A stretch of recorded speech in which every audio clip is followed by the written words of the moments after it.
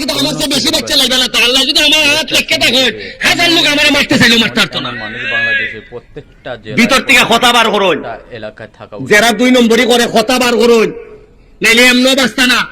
চা বাগানের শ্রমিকরা কইয়া ইসলাম যে আরে তোমরা আন্দোলন করো, যা লাগে আমি দিব খানি, 120 টাকা মজুরিতে এমনই মরবাই, তাহলে মরার আগে একটা আন্দোলন কইরা দিয়া মইরা যাও যাতে 300 টাকা হয়। উন্নয়ন আমি আপনারা একটা কথা কইয়া যাইতাম চাই, খালি আমার আর মরলে উনকা আর আমার কোনো দুঃখ নাই, একটুই কষ্ট লাগবো যদি উনকা মরি, আমার ছেলে মেয়ের লেগে কষ্ট লাগতো না। কষ্ট লাগবো যে আমি আমার সোনার গাড়টারে জায়গা মতো দিয়া দিতাম পারছি না।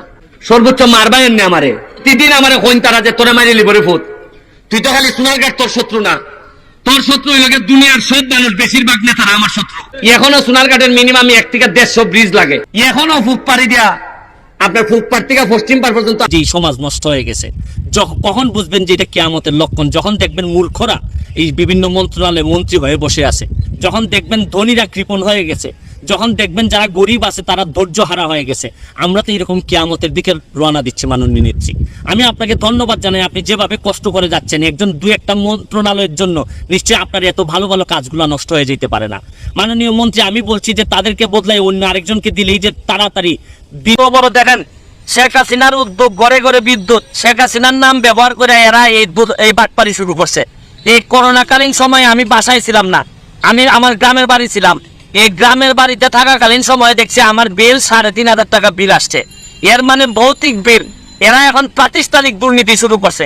আরে ব্যক্তির বিরুদ্ধে তো কথা বলা যায়, এই এত বড় প্রতিষ্ঠানের বিরুদ্ধে কথা বলবেন আপনি কিভাবে? কার বিরুদ্ধে কথা বলবেন?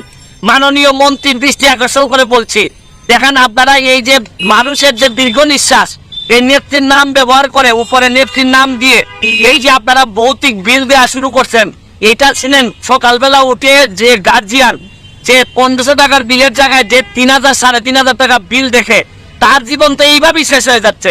আরে ধর্ষণ কি খালি মহিলাদের হয়? এই বিদ্যুৎ বিলের ধর্ষণ হচ্ছে না? এই যে যেটা হওয়ার কথা 1300, এইটারে 3500 5000 করে বিল মারতেছেন, মানে আর বাঁচার কোনো পথ নাই। কারণ প্রাতিষ্ঠানিক দুর্নীতি যখন আপনি অবস্থান নিয়ে নেয়, তখন আমাদের যারা জনগণ আছে জনগণের 12টা বেজে। এইভাবে যদি চলতে থাকে, আমি মাননীয় প্রাইম মিনিস্টারের দৃষ্টি আকর্ষণ করে বলছি, এরা কিন্তু 12টা বাজে ছাইড়া দিবে জনগণের। এদের কাছ থেকে কিন্তু বাঁচার কোনো উপায় নাই।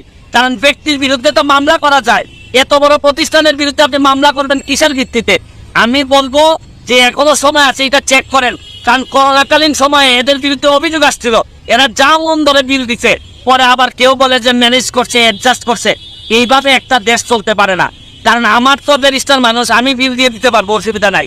কিন্তু যারা নিরীহ নির্যাতিত, যারা এই অফিসে চাকরি করে, এরা না তো বিল দিতে কষ্ট হবে, হয়তো এরা অফিসে চাকরি করে বলে পক্ষে বলতে চায়। কিন্তু আমি শুধু বলতে চাই, এইটার ব্যবস্থা গ্রহণ করেন, নাইলে মানুষের দীর্ঘ নিঃশ্বাসে কোনোদিন সোনার বাংলা, বঙ্গবন্ধু সোনার বাংলা হবে না। ভালো থাকবেন, সুস্থ থাকবেন। ধন্যবাদ মাননীয় সংসদ সদস্য। আপনার স্পিকারের মাধ্যমে আমি জানতে চাই তার কাছে, উনি ভুলে গেছেন। আরে অন্ধকারে থাকার যে কষ্ট, আরে সেই কষ্টের কথা বলেন। মাননীয় স্পিকার, আপনার কাছে অনুরোধ করি, আল্লাহর হস্তে সংসদ সদস্যরা বিদ্যুৎ জ্বালানি নিয়ে কথা বলেন না। আমি জানি না কোন মুখে আপনারা কথা বলা সাহস করেন, হয়তো লজ্জা শরমের অধিকার আপনাদের।